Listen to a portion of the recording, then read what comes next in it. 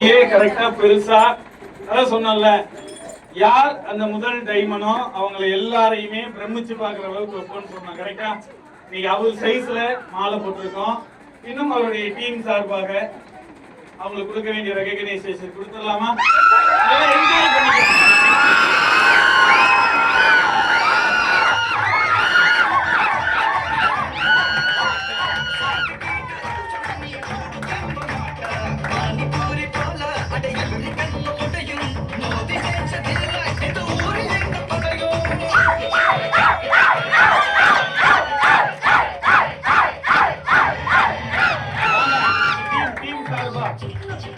யார் Lakshmanan sir?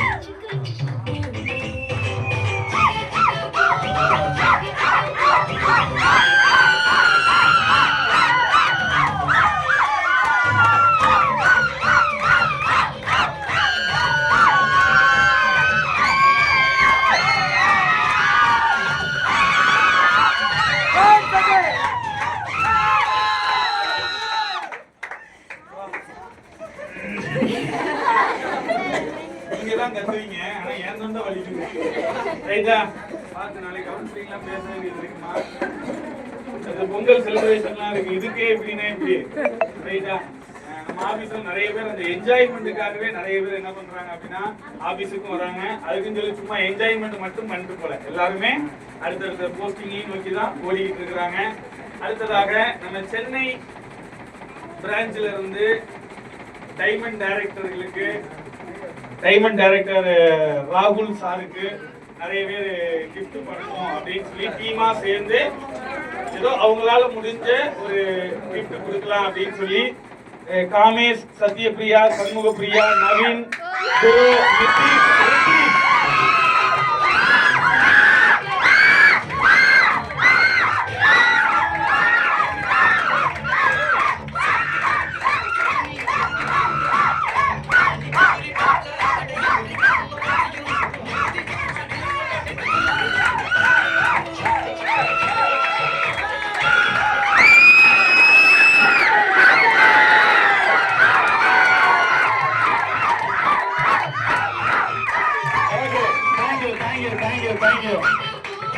Thank you.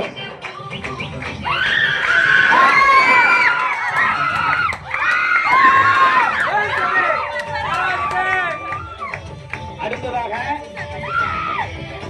நம்ம சென்னை டீம்ல ஆரம்ப கால விதைன்னு கூட சொல்லலாம். ஆரம்ப காலகட்டங்கள்ல இருந்து கூட இருக்கக்கூடிய அவரும் நம்ம நிறுவனத்துடைய முதல் டைமனுக்கு ஒரு கிஃப்ட் கொடுக்கணும் அப்படின்னு சொல்லி விருப்பப்படுறாரு.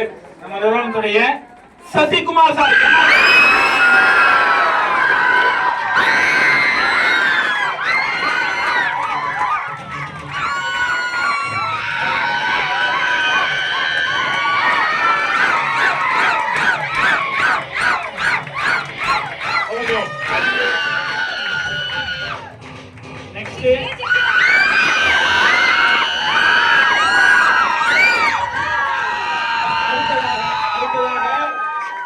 நம்ம நிறுவனத்துடைய இன்னைக்கு நிறைய பேர் பார்த்துருப்பீங்க யூடியூப்ல, அடி சும்மா தாறு மாறு தக்காளி சோறு மாதிரி நாட்டு வெடிகுண்டா நிறைய வெடிகுண்டு வச்சிருக்கிறேன் சென்னை ஆபீஸ்ல. அதுல ஸ்பெஷலா இன்னைக்கு ஷார்ட் பீரியட்ல இன்னைக்கு ஜாயின் பண்ணி கிட்டத்தட்ட ஒரு 8 மாசத்திலேயே இன்னைக்கு என்னாலையும் இந்த ஹால்ல பெரிய லெவல்ல ஒரு டீமை உருவாக்க முடியும், என்னாலையும் ஒரு டீமுக்கு பெரிய லெவல்ல சர்வீஸ் கொடுக்க முடியும்னு சொல்லி ப்ரூவ் பண்ணிட்டு இருக்கக்கூடிய நம்ம நிறுவனத்துடைய எமரால்டு மேனேஜர் ஜி.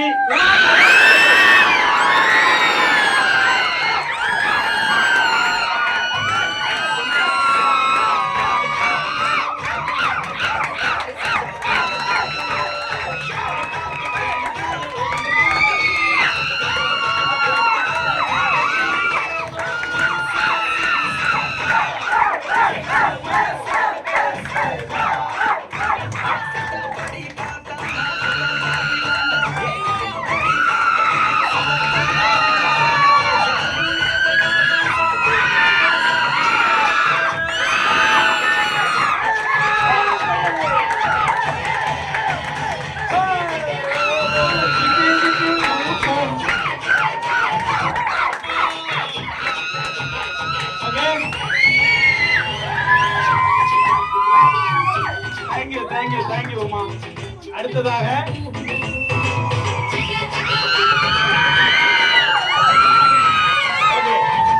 அடுத்ததாக நம்ம சென்னை பிரான்ச் சார்பா assistant branch manager Jayalakshmi madam come on.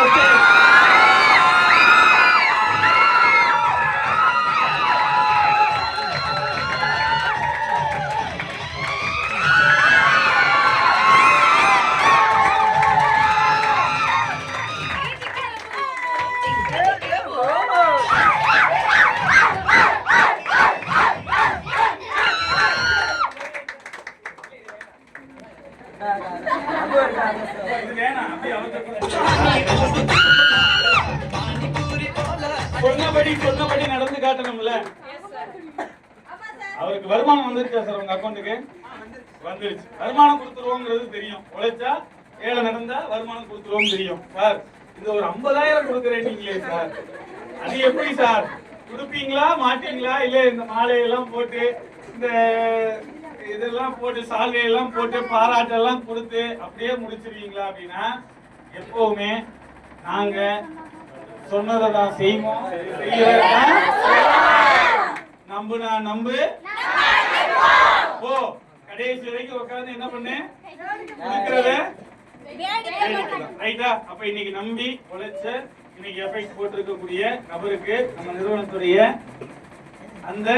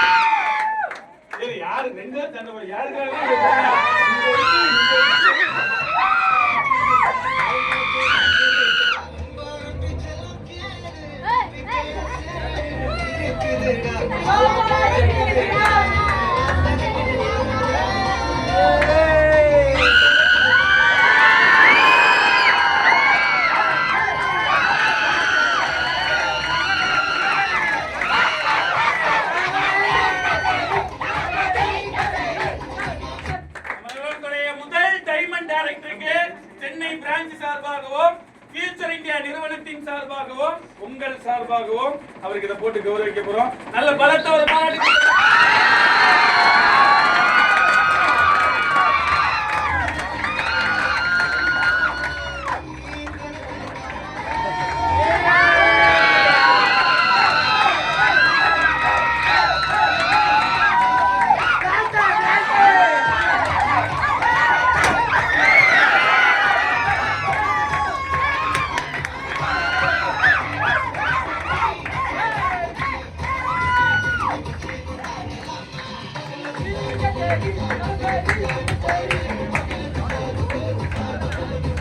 Okay, final நம்ம நிறுவனத்துடைய இன்றைய ஹீரோ டைமண்ட் டைரக்டர் முதல் அந்த படியை அச்சீவ்மென்ட் பண்ணி இருக்கக்கூடிய நம்மளுடைய ராகுல் சாரை பேச வச்சிடலாமா?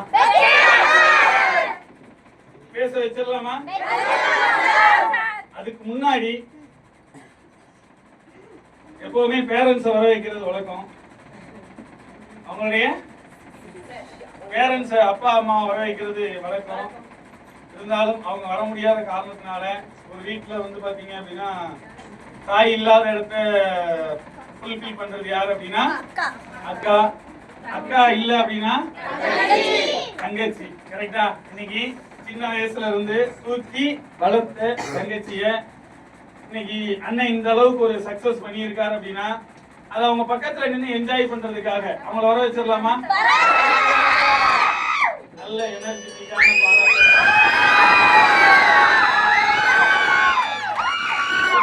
தங்கச்சியோட பேரு தனலட்சுமி.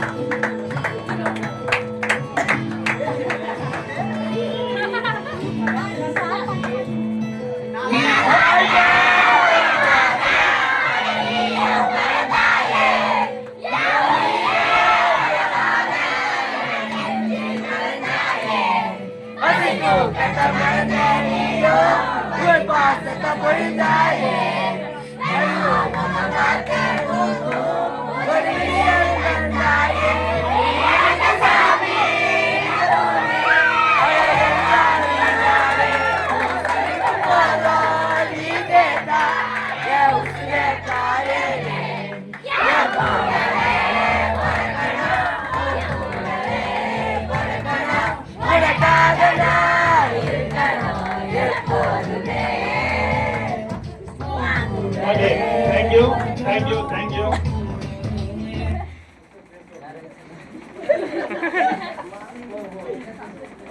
ரெண்டு வார்த்தை மட்டும் பேச வச்சிடலாமா தம்பி?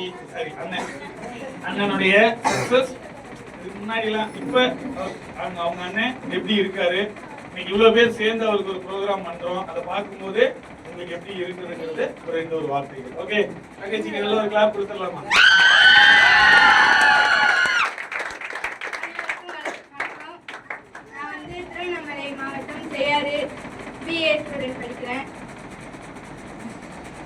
அண்ணனை இப்ப பார்க்கும்போது எப்படி இருக்கு?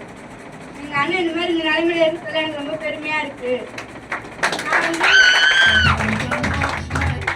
நான் வந்து முன்னாடிலாம் நினைப்பேன், என்னடா இந்த இது பண்றான், இல்ல ஒண்ணுமே இல்ல சும்மாதான் அப்படின்னு சொல்லிட்டு நிறைய சொல்லுவேன். சார் சொன்ன மாதிரி தான். ஆமா ஆமா, அது நீங்க இல்ல, எல்லா வீட்லயும் யாராவது ஒருத்தவங்க இருப்பாங்க. சொல்லுவேன் இந்த மாதிரி, வேணாண்டா நீ வேற கம்பெனிக்கு என்ன போ அப்படிலாம் சொல்லுவேன். ஆனா அவன் எதுவுமே கண்டுக்கவே மாட்டான். பண்ணு அந்த போனு பேசுறது எல்லாத்தையுமே அதுலயே தான் இருப்பான். நான் வந்து என்னடா நம்ம சொல்ற பேச்சு கேட்க மாட்டானே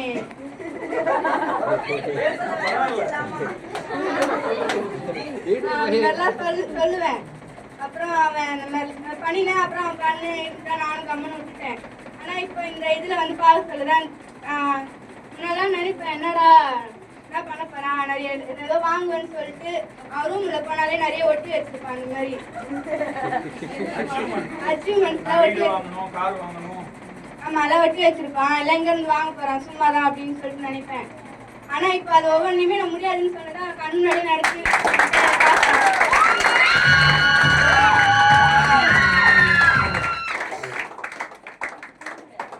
முன்னாடி நாங்க ஒரு சின்ன ஒரு டிவிஎஸ் மாதிரி வச்சிருந்தோம். இப்ப ஆனா அவன் கார் வாங்கி வச்சிருக்கான் பெருசா.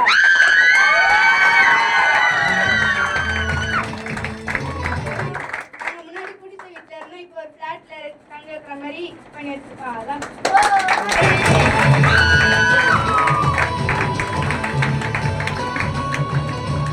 ஓகே, அவங்க தங்கச்சிக்கு நல்ல ஒரு பாராட்டு கொடுத்து வெளியே அனுப்பிடலாமா?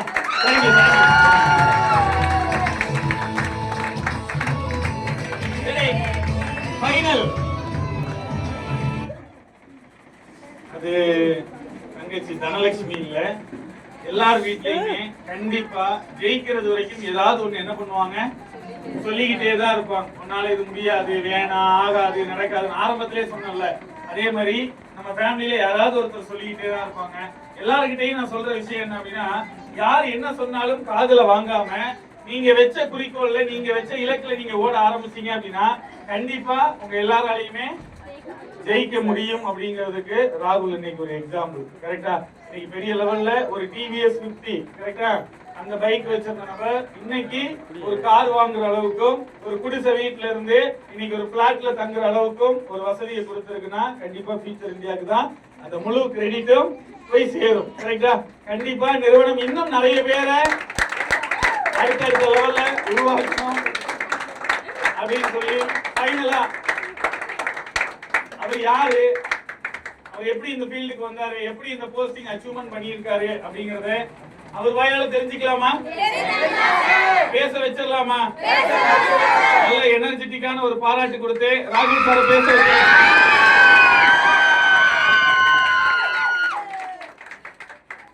Thank you to all my dear future India குடும்பங்களே.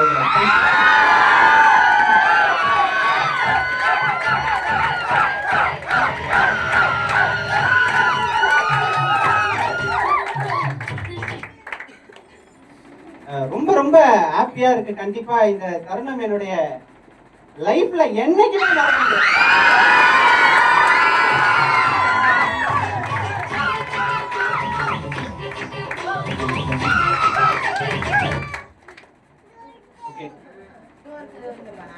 First என்னை பத்தி நான் கண்டிப்பா உங்ககிட்ட ஷேர் பண்ணணும். நான் எங்க இருந்து வந்தேன், எப்படி இந்த வாய்ப்பு எடுத்தேன், இன்னைக்கு இந்த இடத்துல நிக்கிறதுக்கான காரணம் என்ன, அந்த சீக்ரெட் என்ன, பிராக்டிக்கலா ரியாலிட்டிக்கலா என்ன பண்ண இந்த இடத்துல இருக்கிறதுக்கு எல்லாமே உங்க கூட நான் இன்னைக்கு ஷேர் பண்ண போறேன். ஃபர்ஸ்ட் ஆஃப் ஆல் என்னுடைய நேம் வந்து பாத்தீங்கன்னா ராகுல். நான் வந்து பாத்தீங்கன்னா சின்ன வயசுல இருந்தே எனக்கு அப்பா கிடையாது, அம்மா தங்கச்சி பாட்டி நான் 4 பேர் தான். குடும்ப வறுமையில இருந்தப்போ என்ன ஹாஸ்டல்ல கொண்டுட்டு போய் இந்த திருநெல்வேலி கன்னியாகுமரி சைட்லாம் இருக்கு இல்லைங்களா, அங்க என்ன ஹாஸ்டல்ல சேர்த்துட்டாங்க. அங்கதான் சின்ன வயசுல இருந்து படிச்சு வளர்ந்து படிச்சு முடிச்சுட்டு காலேஜ் எங்க ஊருக்கு வந்து படிக்கிறேன். அப்ப எங்க அம்மா வந்து சிப்கார்டு கம்பெனில வேலைக்கு போயிட்டு இருந்தாங்க. அப்ப அவங்க வாங்கின சம்பளம் 12,000 ரூபாய். 12,000 ரூபாய் வாங்கிட்டு இருந்த எங்க அம்மா ஒரு 5 வருஷம் டெய்லியும் காலையில எழுந்து சீக்கிரமா போயிட்டு நைட்டு தான் வருவாங்க. அவ்வளவு டயர்டா இருப்பாங்க. அந்த 5 வருஷத்துல அவங்க சம்பாதிச்ச வருமானம் டோட்டலா அந்த 12,000 ரூபாயில இருந்து ஒரு 22,000 ரூபாய் வரைய அவங்களோட இன்கம் என்ன பண்ணாங்க, ரீச் பண்ணாங்க. ஆனா அந்த இன்கம் வாங்கும்போது அவங்களுக்கு அந்த வேலையில அதிக பிரஷர், டார்கெட். அந்த லைன்ல எல்லாம் வந்து பாத்தீங்கன்னா ஷூ வரும், லேஸ் போடணும், ஸ்டிச் பண்ணணும், ஓகேங்களா. அந்த டார்கெட்டை ரீச் பண்ணலன்னா பயங்கரமா கேள்வி கேட்பாங்க. இதெல்லாம் என்கிட்ட வந்து டெய்லி ஷேர் பண்றாங்க. அப்ப அந்த டார்கெட்டை முடிக்க முடியல. ரெண்டாவது வந்து பாத்தீங்கன்னா அவங்க அந்த திட்டிக்கிட்டே இருக்கிறாங்கன்னு சொல்லிட்டு டெய்லி என்கிட்ட ஷேர் பண்ணும்போது அன்னைக்கு காலேஜ் படிச்சுட்டு இருந்தேன்னா முடிவு பண்ண, வேலைக்கு போக கூடாது, பிசினஸ் தான் பண்ணணும்.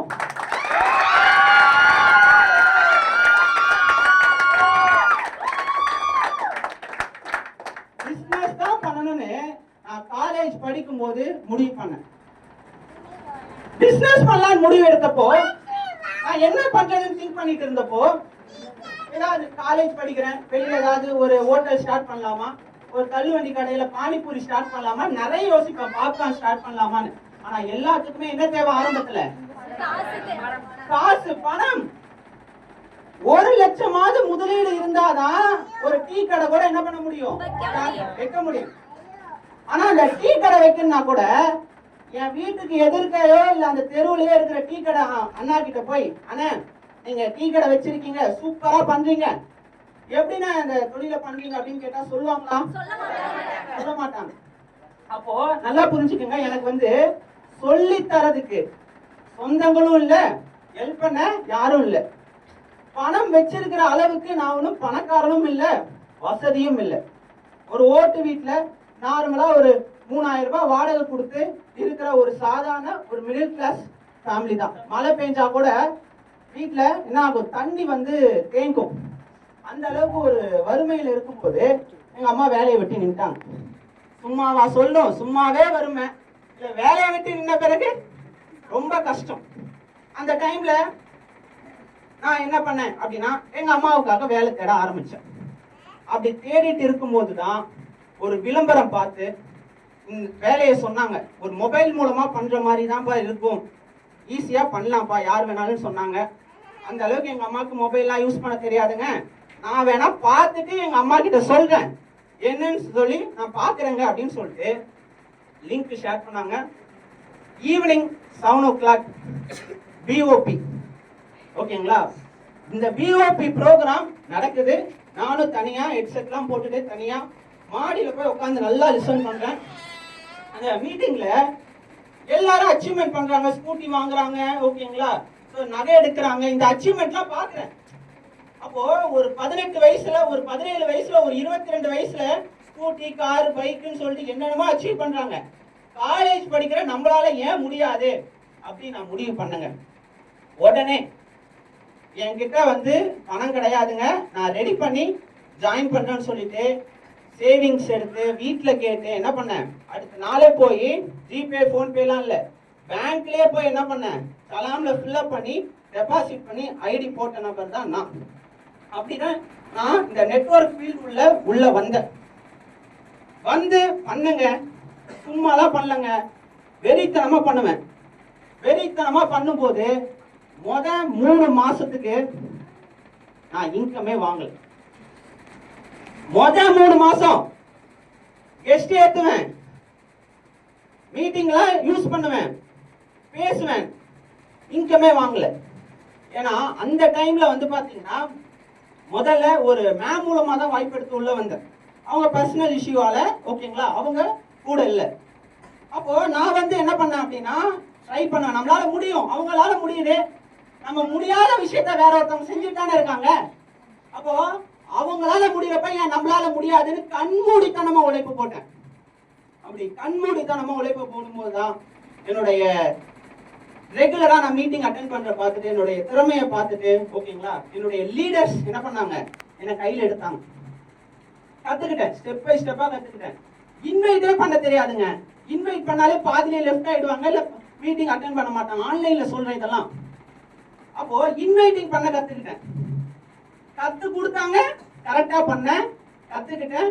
இன்வைட்டிங்ல சக்சஸ்ஃபுல்லா நான் என்ன பண்ணேன், ஒரு நபரை 1 மணி நேரம் உள்ள உட்கார வைக்கிற திறமையை நான் ஃபர்ஸ்ட் வளர்த்துக்கிட்டேன். நான் பேசினா எப்படிப்பட்ட நபரா இருந்தாலும் அவங்க மீட்டிங் வருவாங்க. அப்போ முதல் விஷயம் நான் இன்வைட்டிங்ல சக்சஸ் பண்ணேன். மீட்டிங் அட்டென்ட் பண்ணிட்டாங்க, ஆனா யாரும் ஜாயின் பண்ணல. பணத்தை கேட்டா அடுத்த மாசம் சேலரி வரும் அப்போ பண்றேன், ஒன் டைம் தாங்க பர்ச்சேஸ் பண்ண போறீங்க, என்ன எக்ஸ்பிளைன் பண்ணாலும் என்ன ஆகல, ஜாயினிங் வரல, ஐடி வரல. ரொம்ப ரொம்ப டென்ஷன் ஆயிட்டேன். இதெல்லாம் நமக்கு செட் ஆகாது போல, இதெல்லாம் ஆகாது, முடியாது, நடக்காது முடிவு பண்ணிட்டேன். வேணவே வேணாம், இந்த நெட்வொர்க் மார்க்கெட்டிங்கே வேணாம், வேற வேலைக்கே போலான்னு பழைய குருடி கதுவை திரடின்னு சொல்ற மாதிரி பழைய வாழ்க்கைக்கு போகிறதுக்காக இருந்தேன். அப்ப என்ன பண்ணாங்க, என்ன பிடிச்சி நீ நல்ல திறமையா இருக்கிற, இன்னும் கொஞ்சம் திறமைகள்லாம் சூட்சமெல்லாம் கத்துக்கிட்டு திறமையை வளர்த்துக்கிட்டு நீ பண்ணனா ஜெயிச்சுலான்னு சொல்லிட்டு ஒரு ட்ரைனிங் இதே மாதிரி ஒரு ஆள்ல ஒரு ரெகக்னேஷன் பிளஸ் ட்ரைனிங் ப்ரோக்ராம கடை கோடியில இருந்து லாஸ்ட் பெஞ்ச்ல இருந்து அட்டென்ட் பண்ணேன். அந்த செமினார் தான் நெட்வொர்க் மார்க்கெட்டிங் தான் என்னுடைய வாழ்க்கை அப்படின்னு ஒரு முடிவை எடுக்க வைக்கிறேன்.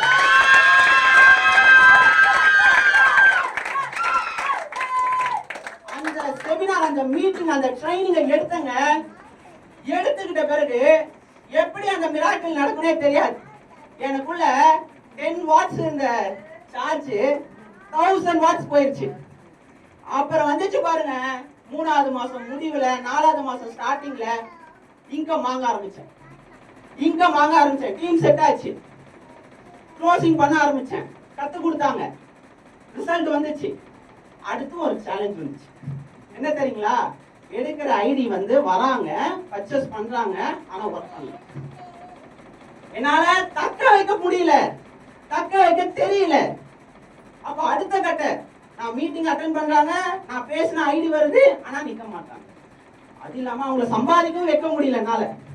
அதுதான் எனக்கு ஒரு பெரிய சேலஞ்சா இருக்கு. மறுபடியும் ட்ரைனிங் எடுத்தேன். இப்போ நானா தேடி போய் ட்ரைனிங் எடுத்தேன். அதாவது உலகத்திலேயே சிறந்த முதலீடு எது தெரியுமா, லேண்ட் வாங்குறதோ நகை வாங்குறதோ கிடையாது, ட்ரேடிங் பண்றதோ பிட்காயின்ஸ் வாங்குறதோ கிடையாது. நம்ம மேல முதலீடு போடணும். நான் என்னுடைய திறமையை வளர்த்துக்கிறதுக்காக சர்ச் பண்ணி நிறைய நெட்வொர்க் மார்க்கெட்டிங் லீடர்ஸோட ட்ரைனிங்ல என்ன பண்ணேன், ஒரு 500 rupees 1000 rupees என்னுடைய பட்ஜெட்டுக்கு ஏற்ற மாதிரி என்னன்னா லேர்ன் பண்ணேன். நிறைய கத்துக்கிட்டேன், எடுத்து நல்லா வந்து கத்துக்கிட்டு அடுத்து பண்ண ஆரம்பிச்சேன். ஆன்லைன்ல காலேஜ் படிக்கிற ஸ்டூடெண்டா இருந்து ஒரு பெரிய ஒரு பெட்டாலியன் அணியை உருவாக்குன. கிட்டத்தட்ட ஆன்லைன் மூலமா மட்டுமே 6 லட்சம் சம்பாதிச்சேங்க.